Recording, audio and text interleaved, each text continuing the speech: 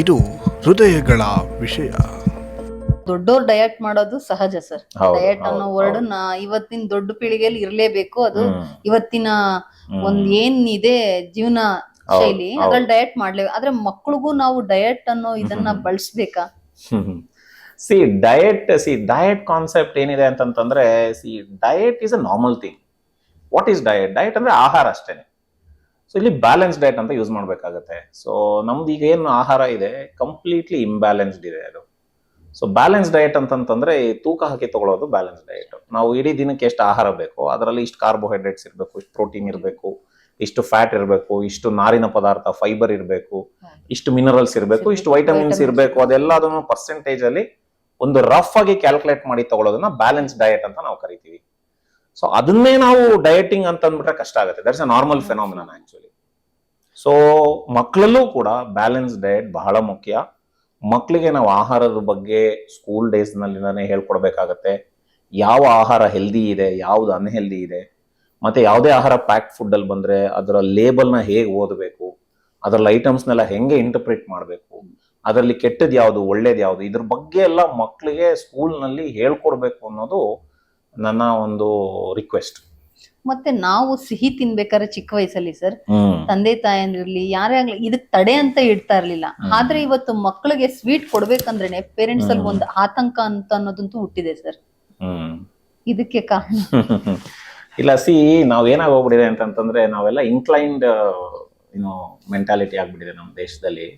You won't believe me, recent ಆಗಿ ನನ್ನ cousins ಎಲ್ಲ ಆಸ್ಟ್ರೇಲಿಯಾದಲ್ಲಿ ಇರ್ತಾರೆ. ಮೊನ್ನೆ ಒಂದು ಇದಕ್ಕೆ ಬಂದಿದ್ರು, ನಾವು ಹಾಗೆ ಮಾತಾಡ್ಬೇಕಾದ್ರೆ Australian government has banned all type of sweets to the kids.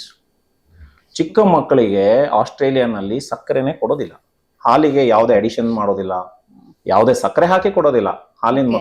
ಹಾಲನ್ನ ಮಕ್ಕಳಿಗೆ ಕೊಟ್ಟಾಗ ನಾವೇನ್ ಮಾಡ್ತೀವಿ, ವಿತೌಟ್ ಶುಗರ್, ವಿತೌಟ್ ಬೆಲ್ಲ ಅಥವಾ ವಿತೌಟ್ ಹಾರ್ಲಿಕ್ಸ್, ಬೋರ್ಮಿಟಾ, ಕಾಂಪ್ಲೈನ್ ಅದು ಇದು ಅಂತ ಎಲ್ಲ ಹಾಕಿ ಕೊಡ್ತೀವಲ್ವಾ.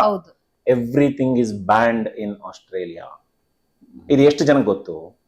ಗೌರ್ಮೆಂಟ್ ಬ್ಯಾನ್ ಆಗಿದೆ, ಗೌರ್ಮೆಂಟ್ ಬ್ಯಾನ್ ಮಾಡಿದೆ ಇದನ್ನ. You can check.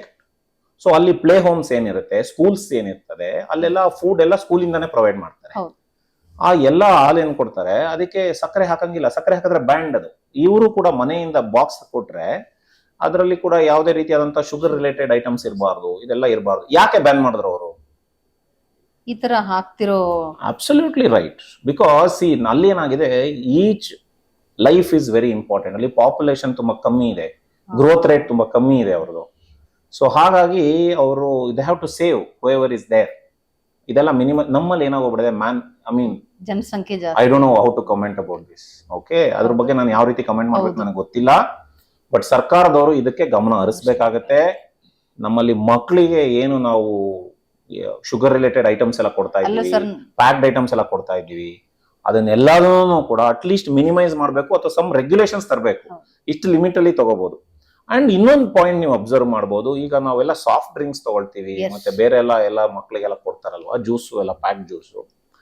ನೀವು US ಅಲ್ಲಿ ಅಥವಾ UK ಅಲ್ಲಿ ಸೇಮ್ ಕಂಟೈನರ್ ತಗೊಂಡು ಇಲ್ಲಿ ಕಂಟೈನರ್ ತಗೊಂಡ್ರೆ 100 ml ತಗೊಂಡ್ರೆ, ಅದರಲ್ಲಿ ಶುಗರ್ ಕಂಟೆಂಟ್ ತಗೊಂಡ್ರೆ ವೆಸ್ಟರ್ನ್ ಕಂಟ್ರೀಸ್ಗೂ ನಮಗೂ ಡಬಲ್ ಇದೆ sugar content. Same company same product, it is 1.5 to 2 times the sugar in India.